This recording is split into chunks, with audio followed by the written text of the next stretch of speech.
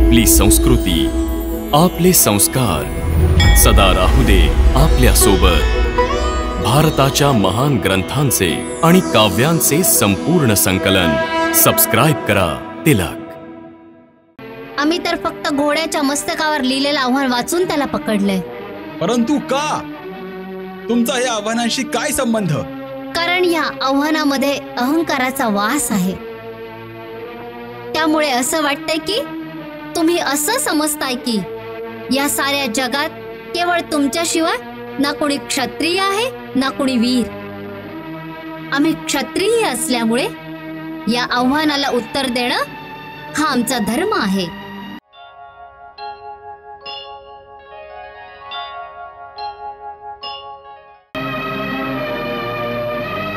हा अश्वमेध यज्ञाचा घोडा आमच्या राज्याच्या चारही दिशांच्या वृद्धीचं प्रतीक आहे।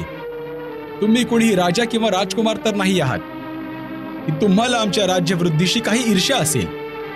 मग तुम्ही कुठल्या लोभाने आमच्या या घोड्याला पकडलेलं आहे?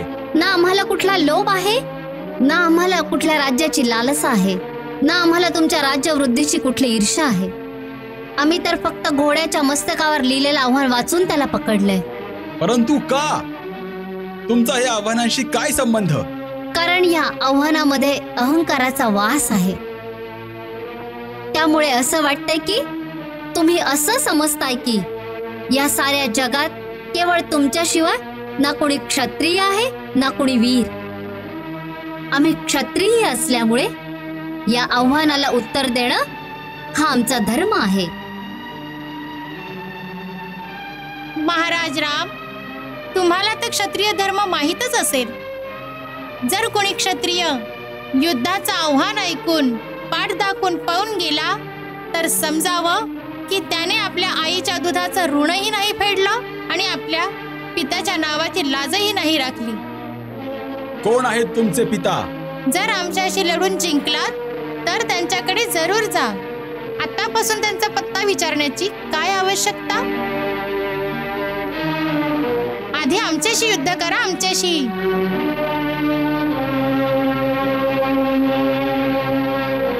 विचार कसला करताय? उचला धनुष्य।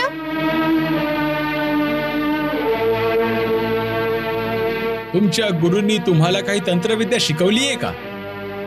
का? कारण जे काम तुम्ही केलेलं आहे ते नक्कीच शिक्षा देण्याजोगं आहे। पण तुम्हाला पाहून नाही मला तुम्हाला दंड देण्याची इच्छा होत आहे, नाही तुमच्याशी युद्ध करण्याची। माझी अवस्था सुद्धा तशीच आहे। मी तर असा विचार करतोय की तुम्ही कुठल्या तरी मोहिनी मंत्राचा जप करत आहात।